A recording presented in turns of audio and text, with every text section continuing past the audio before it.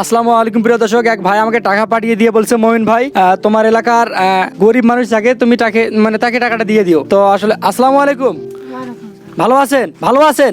হ্যাঁ, ভালো করে প্রিয় দর্শক, কান্দি, কান দিয়ে শুনে পাচ্ছ না, চোখ দিয়ে দেখা পাচ্ছ না। প্রিয় দর্শক, আসলে এই মানুষটার জন্য এক ভাই কিছুদিন আগে 500 টাকা দিয়েছে। আলহামদুলিল্লাহ, আমি তাকে টাকাটা দিয়েছি এবং চিকিৎসা এবং ওষুধ খাওয়ার জন্য কিছু টাকা হয়েছে। আবারও আজকে এক ভাই টাকা দিয়ে পাঠাইছে। আমি তার ভাইয়ের নাম জিজ্ঞাসা করলাম, ভাই আপনার পরিচয়টা একটু আমাকে দেন। ভাই কিন্তু আমাকে পরিচয়টা দিল না, বললো যে টাকাটা তুমি দিয়ে দিও। ঠিক আছে, আমি এই লোকটার কাছে আসলাম। তোমার নাকি চিকিৎসা করার টাকার প্রয়োজন আছে নাকি? টাকা বিয়া করতে চিকিৎসা করে পারছো না, ওষুধ খাওয়া পারছো না, চোখ দিয়ে দেখা পাচ্ছ না। প্রিয় দর্শক, দুইটা সমস্যা।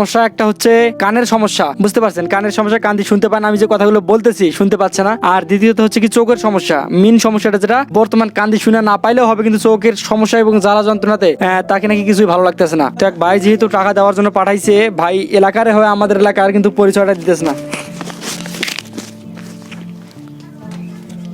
এই যে এটা ধরো, এক ভাই পাঠাই দিছে, ভাইয়ের জন্য দোয়া করবেন। হ্যাঁ, দোয়া করছো বাবা, হাজার হাজার দোয়া করছো, তোমাকে দোয়া দাসো, হাজার হাজার দোয়া দাসো, যতলে মাথা ছিল ততলে পরমাই হোক, ভালো থাকো বাবা। হ্যাঁ, দোয়া করুন ভাইদের জন্য। ভাইয়েরা কিন্তু আমাকে কোনোদিন দেখে নাই এবং আমার সম্বন্ধে কিছু জানে না, তারপরে আমাকে টাকা দিতেছে বিশ্বাসের উপর। প্রিয় দর্শক, আমাকে কিন্তু যারা যারা টাকা পাঠাই দিতেছে, আমাকে কিন্তু কেউ চেনে না, তারপরে আমাকে টাকা পাঠাইতেছে। আল্লাহ পাক রব্বুল আলামিন আমার উপর একটা বিশ্বাস তাদের মধ্যে তৈরি করছে। আলহামদুলিল্লাহ, ভালো লোকের কাছেই বিশ্বাসটা ওদের কাছে তৈরি হয়ে গেছে। আলহামদুলিল্লাহ, আমাকে যারা যারা টাকা দিতেছে, আমি সবাইকে টাকা দেওয়ার চেষ্টা করতেছি এবং দিতেছি। আলহামদুলিল্লাহ, সবাই আমার জন্য দোয়া করবেন। আসলে আমার যে স্বপ্নগুলো, এগুলো যদি মানবিক কাজ করার ক্ষেত্রে যদি আমার পূরণ হয়ে যায়। আসলে এই লোকটার জন্য টাকা পাঠাই দেয় নাই, বলছে যে গ্রামের ভিতরে যে অসুস্থ এবং গরিব লোক, তাকে তুমি টাকাটা দিয়ে দিও। যেহেতু খোঁজ নিয়ে দেখলাম আবার এই লোকটিও অসুস্থ, টাকার কারণে হাসপাতালে যাইতে পারতেছে না, মানে এই টাকাটা তাকেই দেওয়া হয়তো ভালো হবে। সবাই ভালো থাকবেন, সুস্থ থাকবেন। আসসালামু আলাইকুম ওয়া রাহমাতুল্লাহি ওয়া বারাকাতুহু।